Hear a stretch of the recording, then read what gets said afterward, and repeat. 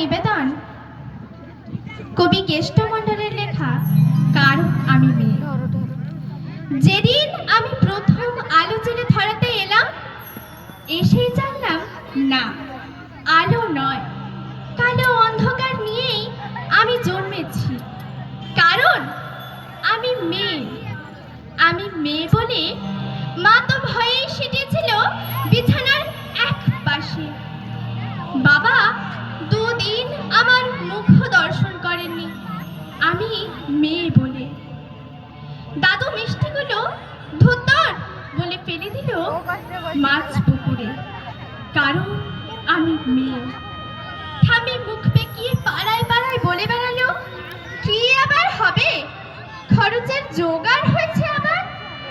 সুতিকা ঘরে team team করে জ্বলা আলোয় শুধু মা আমাকে প্রাণ ভরে দেখে বলতো, কেন এলি তুই শুধু আমার যন্ত্রণা বাড়াতে?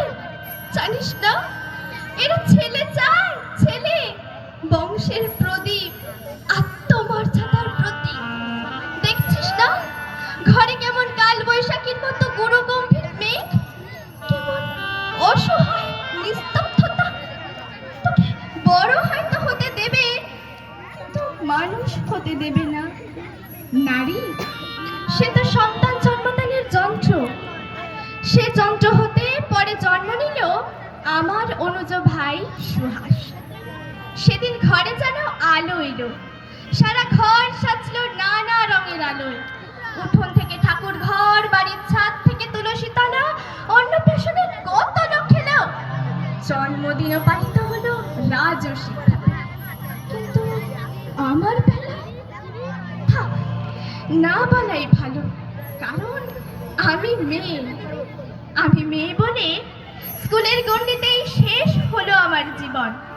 উচ্চ শিক্ষা কি দরকার আমার, একদিন তো পরের ঘরেই। কারণ আমি মেয়ে। আমি মেয়ে বলে সন্ধ্যেবেলার মধ্যেই বাড়ি ঢুকতে হয়। রঙিন মেঘের মাঝে সূর্যাস্তের অপরূপ দৃশ্য দেখার সৌভাগ্য আমার হয়নি কখনো। তার আগেই বন্দী হতে হয় রক্ত শাসনের 4 দেওয়ালের মাঝে। কারণ আমি মেয়ে। আমি মেয়ে বলে স্বামীর পরকীয়াও মুখ বুজে মেনে নিতে হয়। পুরুষরা নাকি অমন হয়, তাকে বেঁধে রাখার দায়িত্ব আমার। আমি তাই বলেছিলেন। মা অকালে চলে গেলেন।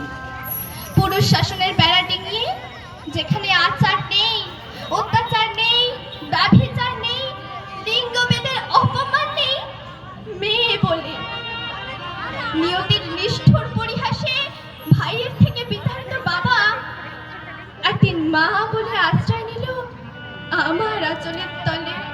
হ্যাঁ, আমি চোখের জলে মাতৃ স্নেহে তোকে জড়িয়ে ধরি তাকে।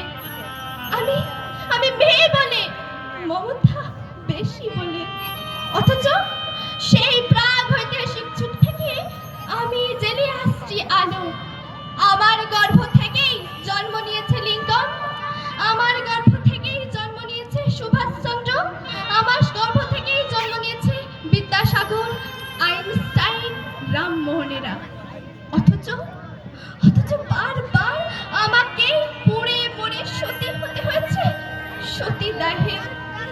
কারণ আমি মেয়ে। সতী করার বাসনাটা আজ হয়তো নেই, কিন্তু দহনটা আজও আছে, অন্যভাবে, অন্য রূপে। কিন্তু একদিন নারীর ঠোঁট রেঙে উঠবে রক্ত নিয়ে। কলঙ্কের ঘুমটা ছেড়ে উন্মুক্ত হব জলে, স্থলে, আর উন্মুক্ত আকাশে। সবাই স্তব্ধ হয়ে দেখতে থাকবে রণচণ্ডী মূর্তিধারিণী একবিংশ শতাব্দীর নারী শক্তিকে। সমস্ত শৃঙ্খলা আর লিঙ্গভেদ ভেঙে চুরমার করে দিয়ে তোমায় দেখাবো পুরুষ। আমরা মানুষ, রক্ত মাংসের মানুষ। নারী পুরুষের বিপরীত নয়, বরং পরিপূরক। আমি ছাড়া তুমি অসম্পূর্ণ, আমি ছাড়া এই জগৎ অসম্পূর্ণ, সম্পূর্ণ রূপে অসম্পূর্ণ। নমস্কার। অসাধারণ, খুব সুন্দর।